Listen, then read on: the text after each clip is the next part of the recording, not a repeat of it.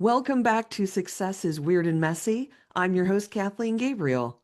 Each week, I talk with entrepreneurs about their stories, the obstacles they faced, and the changes they've made. Today, I am joined by Orly Zeewy, the founder of Zeewy Brands. She works with business owners to grow their company brands, turn their LinkedIn profiles into lead generators, and turn solopreneurs from invisible to memorable in 3 weeks. Orly, welcome. Thank you so much, Kathleen. I'm happy to be here. Looking forward to our conversation. Oh, me too. It's always great to talk with you. So to kick us off, tell me more about Zeewy Brands. So, first of all, let me just say I'm an author, a speaker, an educator, and I call myself a facilitator of light bulb moments. I have one superpower: I make fuzzy clear. And that's kind of my claim to fame. It's like, and if you're somebody who's struggling to make your fuzzy clear, which I would say is just about everybody I've ever worked with is struggling with that, then that's really who I work with. And the reason that that's important is because we're living in a world now where we're being messaged tens of thousands of daily marketing messages. And it's as if each of us is standing in the middle of Times Square hoping to be heard. And what's happening is because of that, we can't cut through the noise.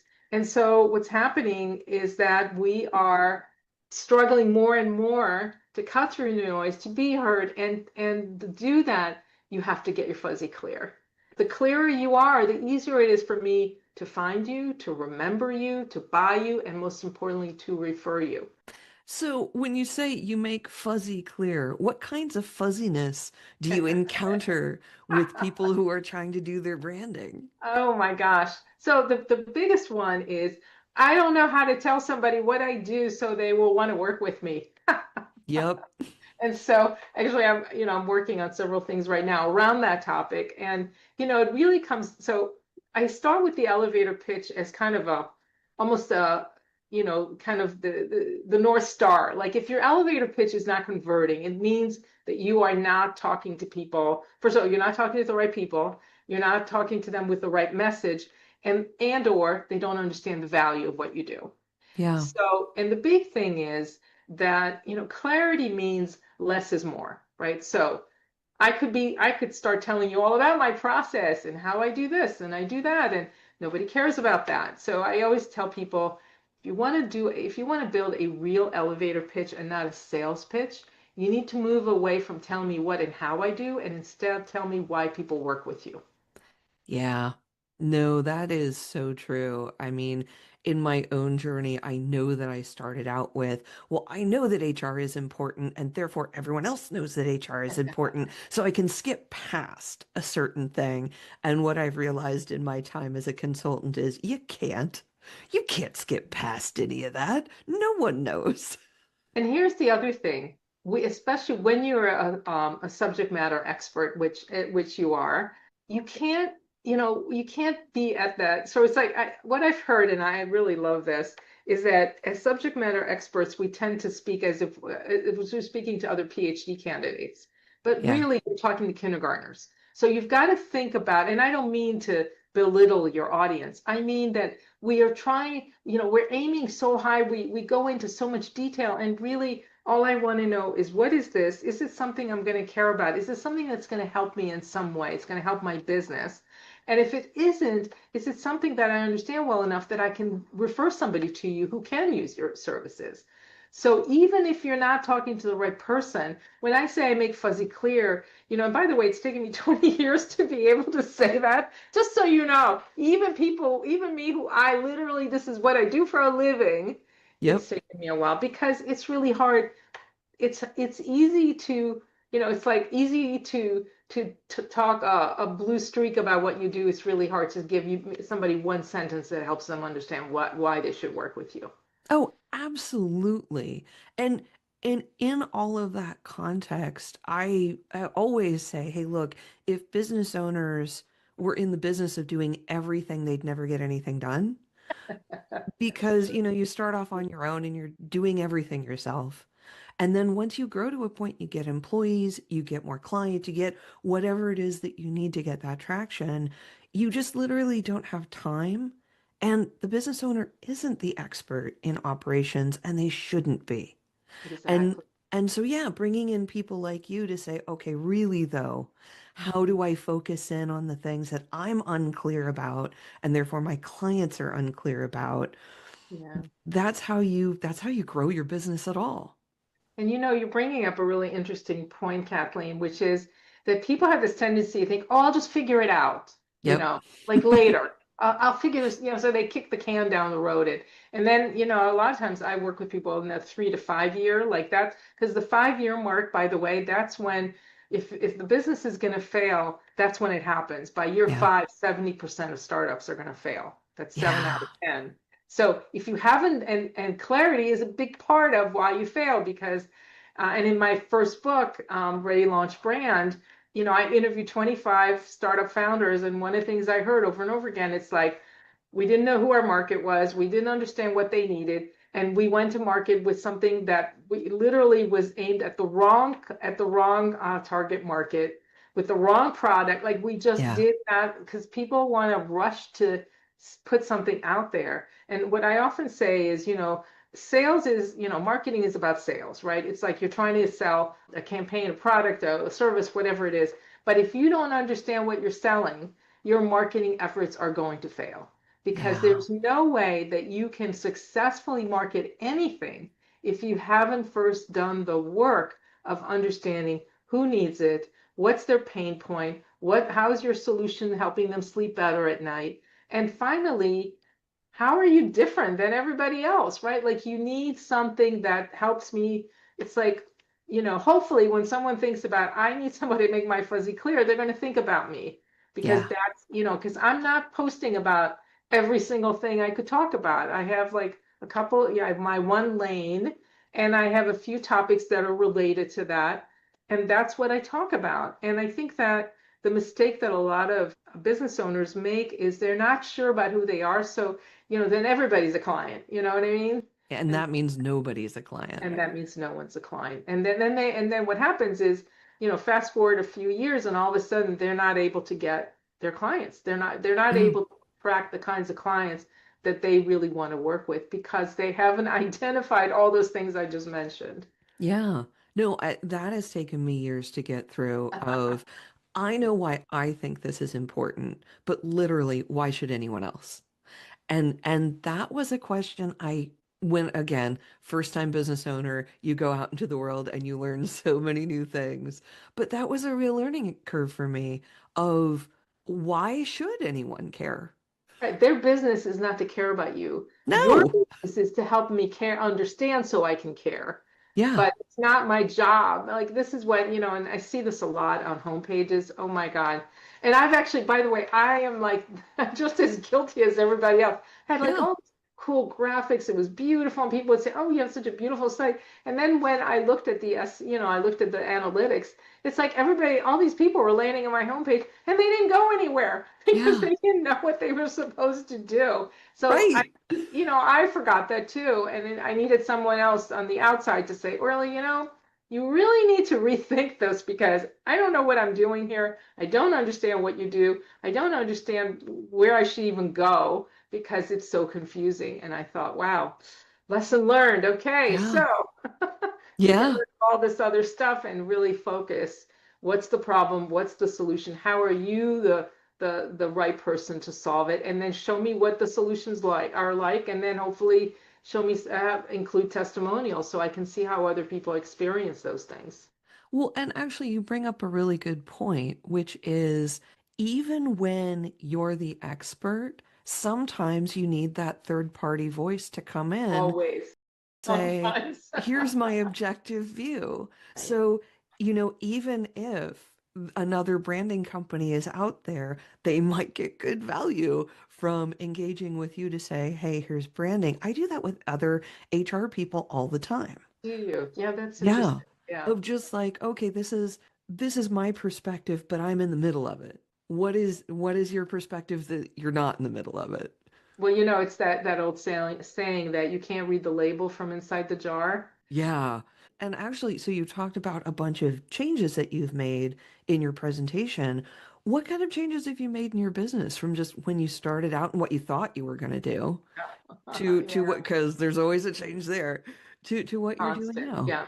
Well, I have to tell you, so I've been doing this now for 25 years is when I started my consulting practice, but it has gone through three iterations in the process. So I started out, I mean, I had a design and marketing communications firm for 14 years prior to starting my consulting practice. And, life happens, you have kids, you get divorced, things happen. Yeah. There's lots of life things that happen. But what I realized is that I started out really thinking about identity. But really, what I became really excited about is the idea of helping people avoid some of the mistakes I've seen over the years because I have this really deep background in marketing communications and I understand design and I understand what every comma and semicolon means, so I can look at somebody's homepage and I could tell you exactly what you're communicating. And then we have to align that with, is this what you want to communicate? And most of the time the answer is no, that is not what you're hoping to communicate. But what I found is that as I was getting further into this, first of all, I went back and got an MBA because I really wanted to also understand the business side of it. So when I work with clients now, and I try to help them get fuzzy clear, also get their fuzzy clear, not just on their brand, but also, their business model and how they're packaging their services, because I work primarily in the B2B space. And so I don't know, I'm sure you're familiar with Simon Sinek and the Golden Circle. So this is now in 2014 when I was graduating with my MBA. And actually, Simon Sinek is like, he at one time, his TED Talk was the most watched TED Talk like ever.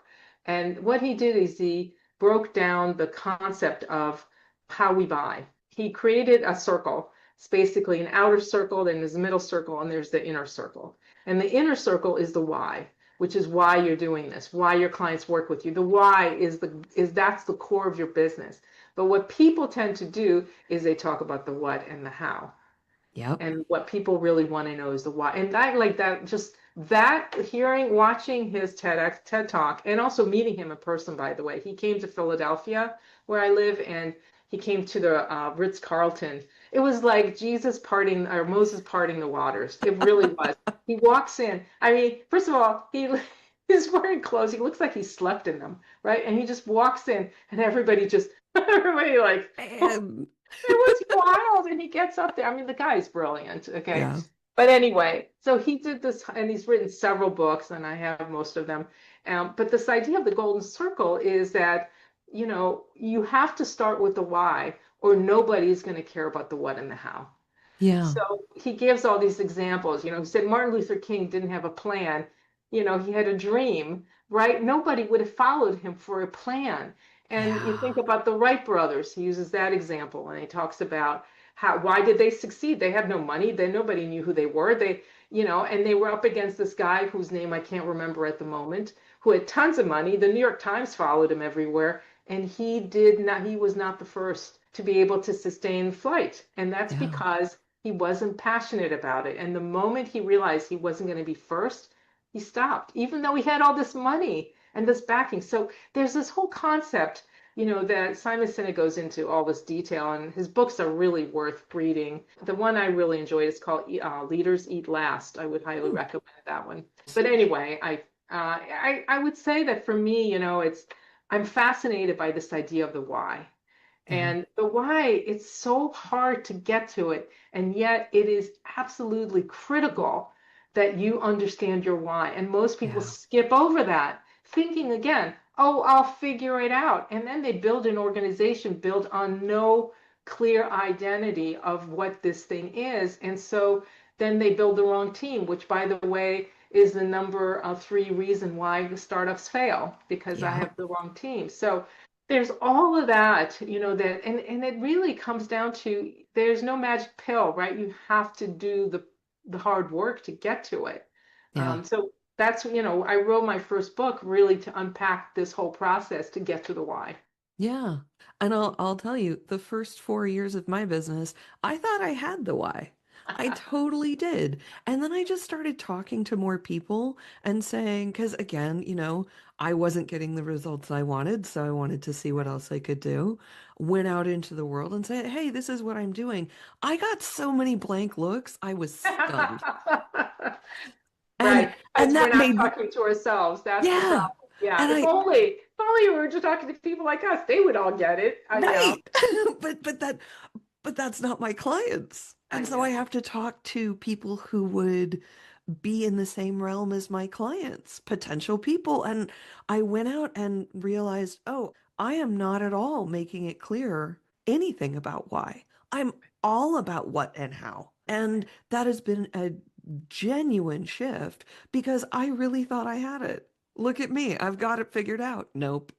Because what people don't understand is knowing what you do and how you do it is not what people care about. No, So, not even a little. and so, I've helped, one of the things I do is I help you build an elevator pitch that actually converts and attracts your ideal clients. So in order to do that, you actually have to know who that person is. You have to know who you are, who they are, and you've got to be able to connect the dots and then clearly communicate that value.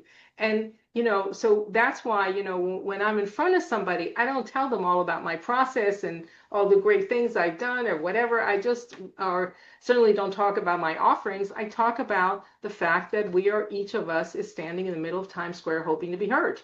That's the Yeah. problem. And Yeah. with fuzzy messaging, it makes it really, really hard to cut through the noise. That's what I do. I make fuzzy clear.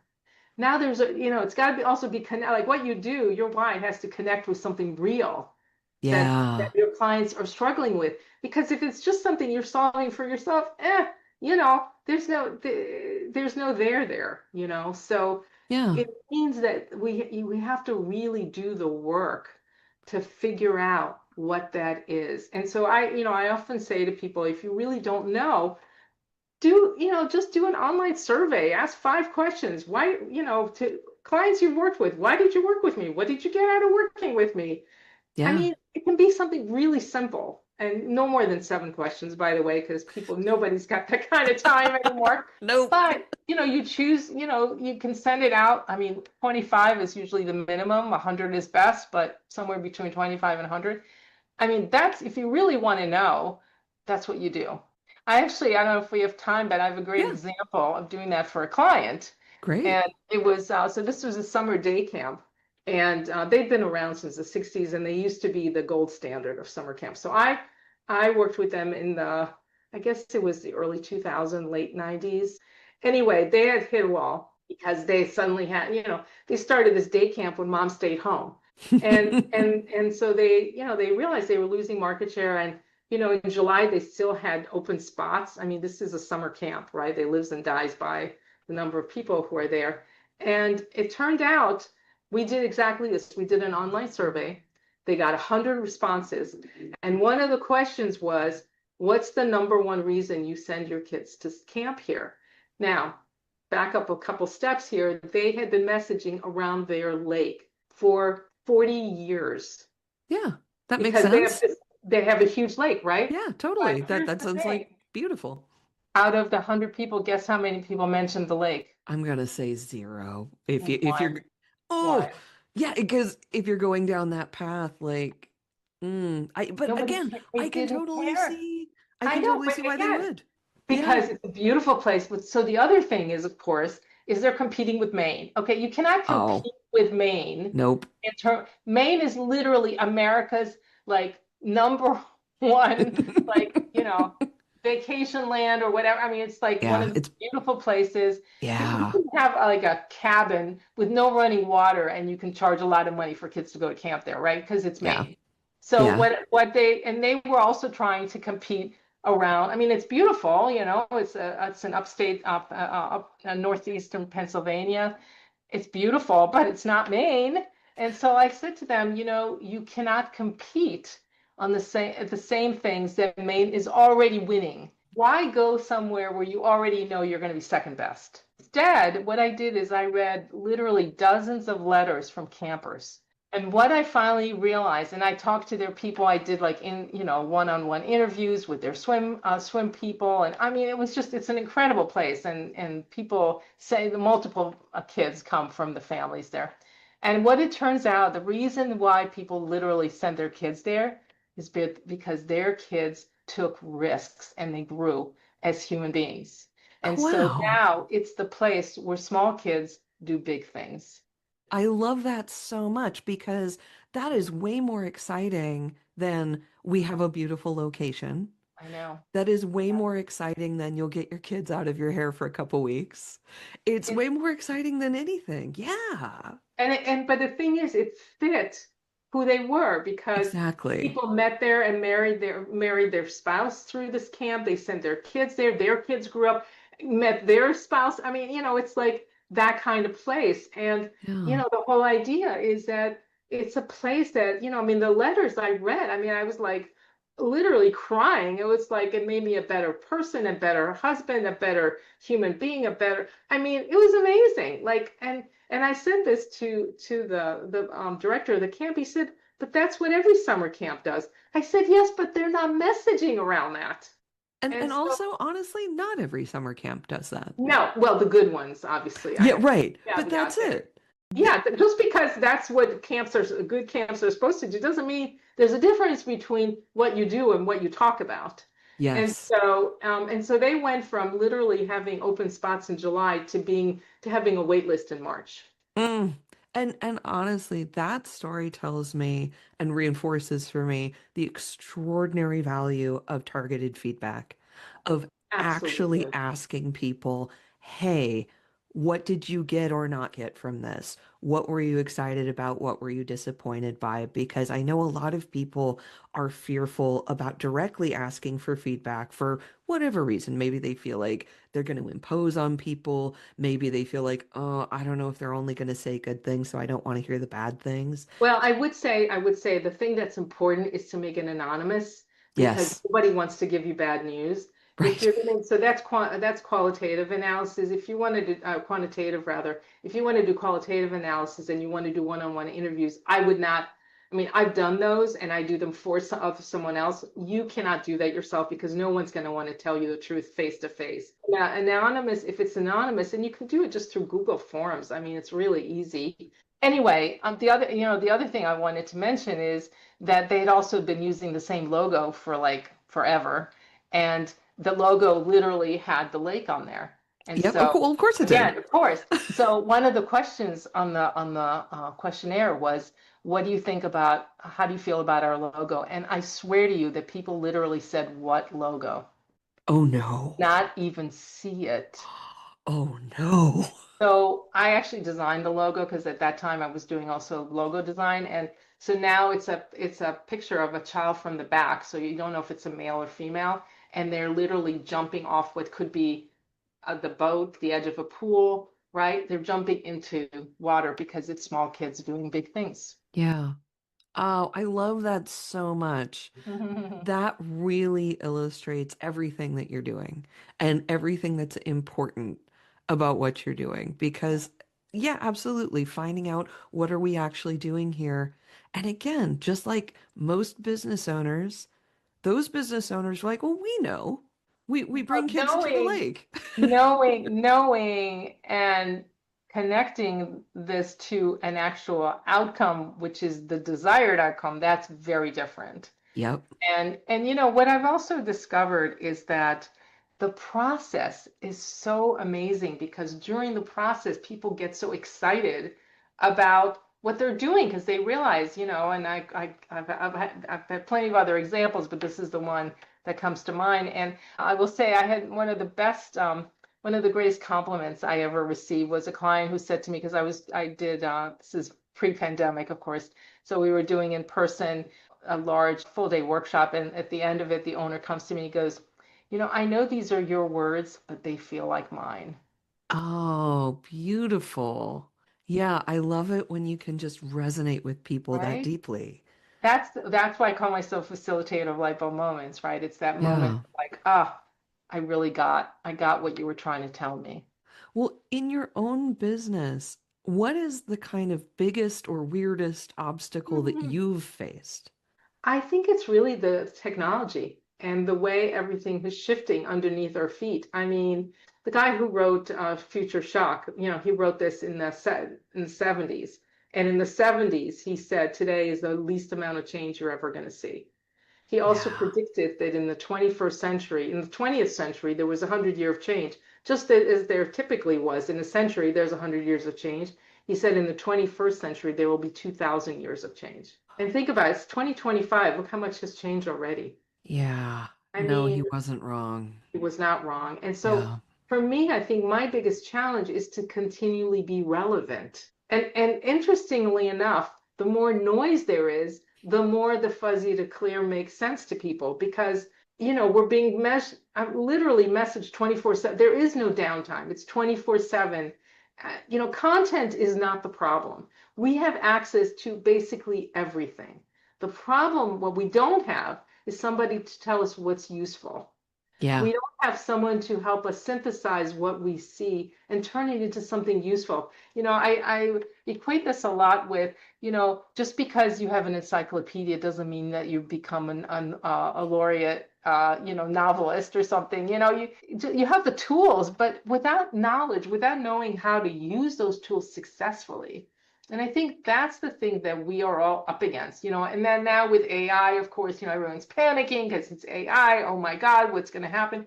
That's what they said when the internet came. And it was I like was gonna say. email, when email Yeah. was like, what's email? No one is going to use email, right? Like just computers.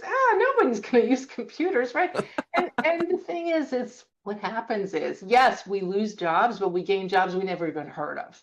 Yeah. So there are jobs today that did not exist 30 years ago.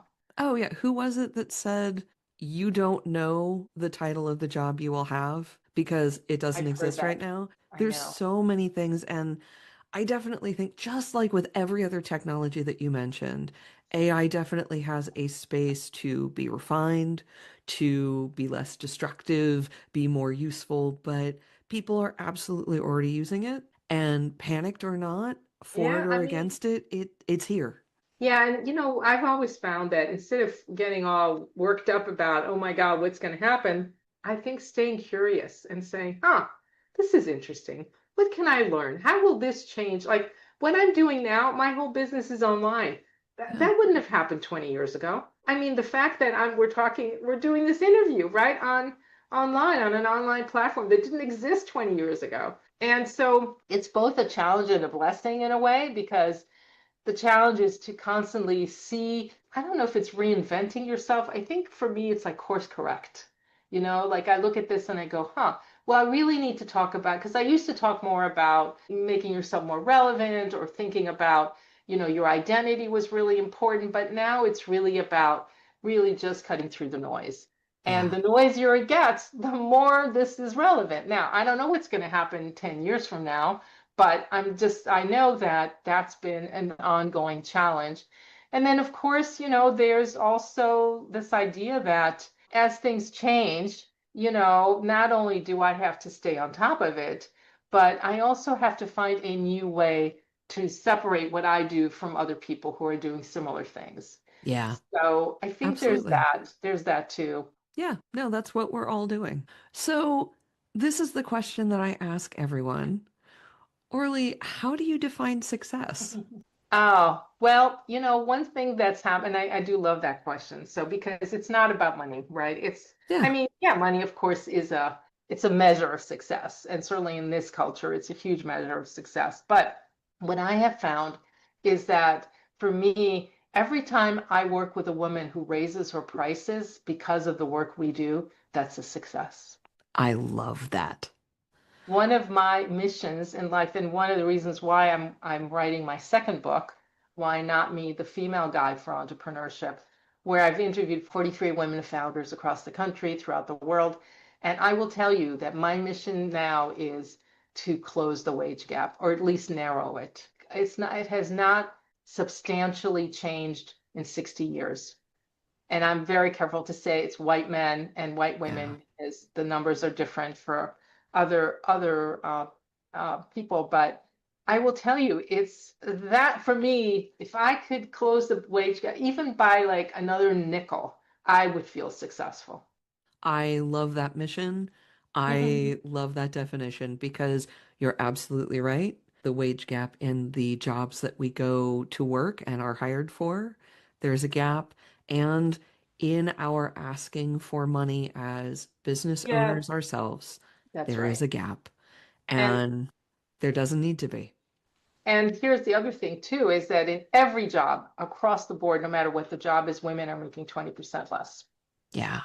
across the board. And if you think about the 24 cents that we're losing every year over a career, that's $400,000. Ugh. Yeah, that's Mhm. too much. That's way too much. Okay. Well, anything I can do to help you support that success, I am here Yeah. for it. Well, thank you. Well, if people want to learn more about me, they can go to zeewybrands.com. My book is available on Amazon, Ready Launch Brand, the lead marketing guide for startups. My new book is almost done, but is looking now for a publisher. So once that's been picked up by a publisher, then I'll have a pub date and I'll get back to you on that. Okay, terrific. Well, we'll have all of your links in the show notes. And also, everyone, make sure that you go to Orly's website for her brand clarity breakthrough and other resources that she has for you. And as always, thank you so much for listening. You can find Success is Weird and Messy wherever you get your podcasts. And it helps us so much if you follow, rate, and review. And if you like the show, tell a friend. We'll see you next week.